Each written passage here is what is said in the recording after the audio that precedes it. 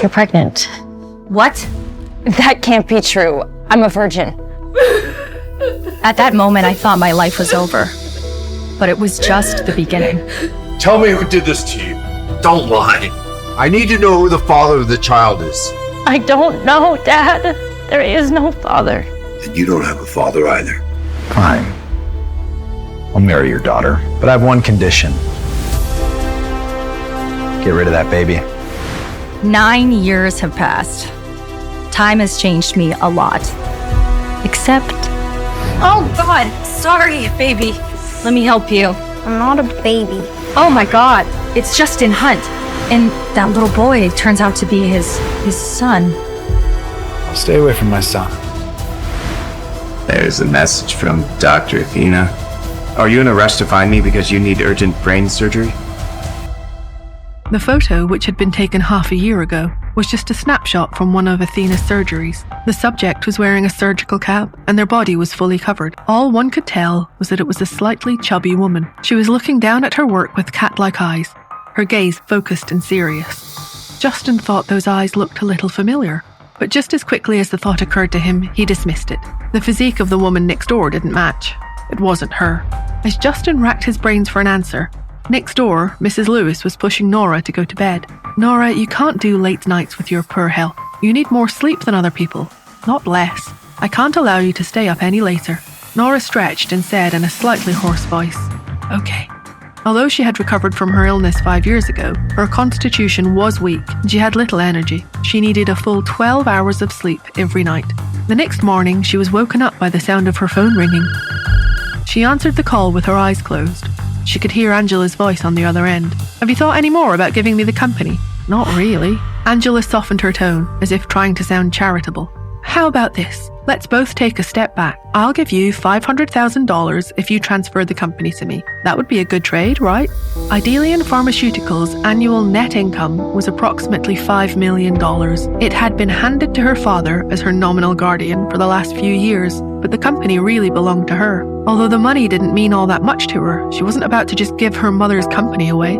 Angela continued, sarcasm creeping into her voice. Does your aunt even have $100,000 saved up after all her hard work? This is $500,000 we're talking about. You've probably never seen that much money in your life, right? When Nora didn't respond, Angela changed her strategy. Nora, you might not know this, but that company isn't making any money at all. It'll go bankrupt soon. If you transfer the company to me, there may still be a chance to make it profitable. In her mind, Nora laughed at her sister's lie. Angela went on. It's a pharmaceutical company. You were never great in school. We wouldn't get it. I'm a high-achieving medical student, and I've got a ton of professional knowledge. I'm even going to apply to study as a postgraduate student under Professor Athena. Athena is the most amazing surgeon in the world, and they can perform even the most difficult operations. They're a legend. When Athena's surgical talents were discovered, they were still in medical school. The doctors at Athena's school allowed them to complete their medical degree in just a few years, because the professors ran out of things to teach them. No one had ever seen anything like it in the entire history of medicine. They're really mysterious, though. Boston University has gone to a lot of trouble to get them to come over to be a professor there. I don't even know why I'm bothering to explain this to you. It's not like you understand what I'm saying. Nora, just quit while you're ahead. Don't stick to a bad decision just to make a point. The company will only go bankrupt faster. Nora knitted her brows in annoyance. You talk too much. Nora hung up and tossed the cell phone aside. Nora needed to find a private investigator to look for clues about her son's whereabouts. She got dressed and prepared to go out. At the door, Cherry gave her a very quick hug before going straight back to the game she was playing. Nora called after her, Don't play games on your phone all day. I don't want you ruining your eyesight.